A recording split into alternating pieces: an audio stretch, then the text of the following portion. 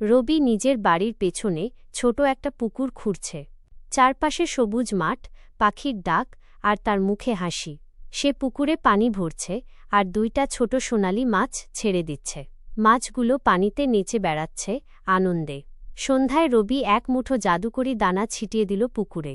দানাগুলো আলো জেলে জ্বলজ্বল করছে পানির উপর।